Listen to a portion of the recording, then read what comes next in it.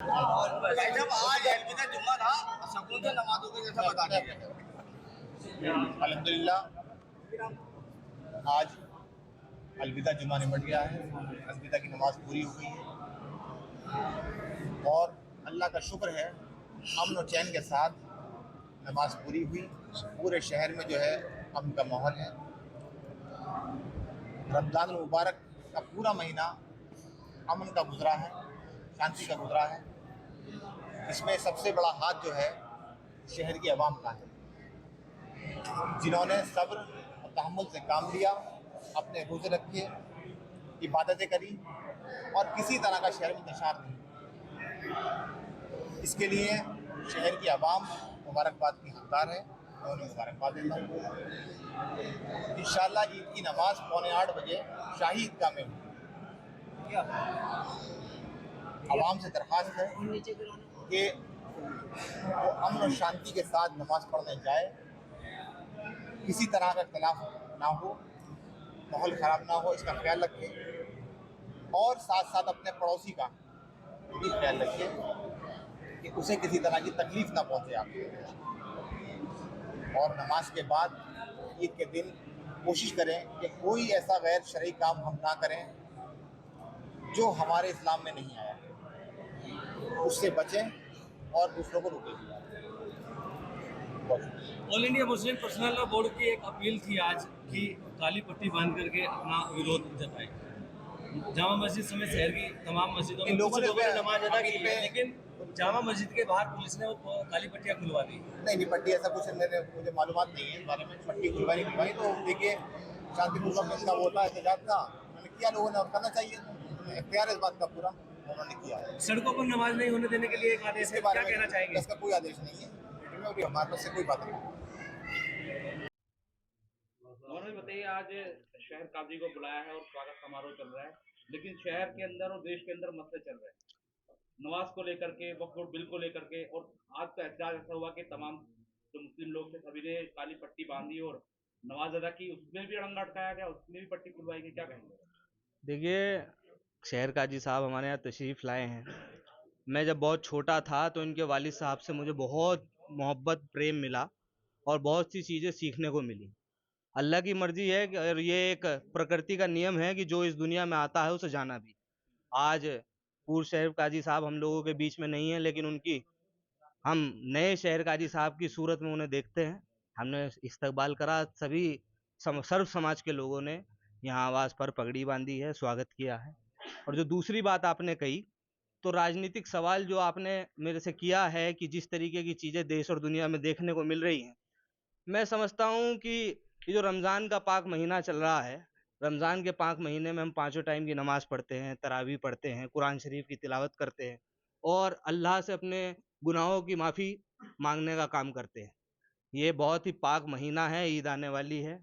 जितनी बुराई समाज में फैली है, इंशाअल्लाह ताला ईद के बाद सब खत्म हो जाएगा। वक्फ बिल को लेकर क्या कहेंगे? आज एहतजाज हुआ है काली पट्टी बांधकर। देखिए, जब कोई रिएक्शन होता है, किसी तरीके की कोई बात आती है तो उसका रिएक्शन, ये एक्शन का रिएक्शन होता है। और बात ऐसी है कि अपना विरोध दर्ज करने के लिए, एक लोकतांत्रिक देश में हम रहते हैं, लोकतांत्रिक प्रक्रिया है और लोकतांत्रिक देश के अंदर अपना विरोध दर्ज करने की आज़ादी सबको है।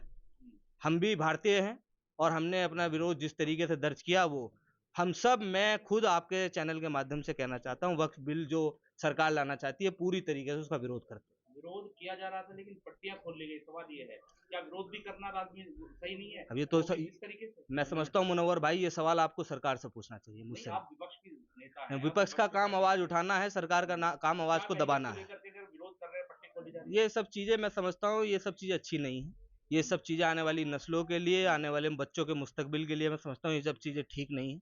ऐसी चीजें सरकार को नहीं करनी चाहिए। एक ऐसा एग्जाम्पल फिट करना चाहिए जो सर्व समाज में एक बेहतराई के लिए, अच्छाई के लिए एक एग्जाम्पल सरकार दे सके। सड़कों पर नमाज को लेकर नया फरमान जारी हुआ है, पढ़ेंगे तो मुकदमा प्लस आपके जो लाइसेंस है निरस्त किए जाएंगे। देखिए, सरकार जिस तरह, सरकार की मर्जी है, कुछ भी कर सकती है, लेकिन मैं अपने लोगों से आपके माध्यम से अपील करूंगा, अपने समाज के लोगों से अपील करूंगा कि जितना भी हो सके हम लोगों को इस तरीके की चीजों से बचना चाहिए।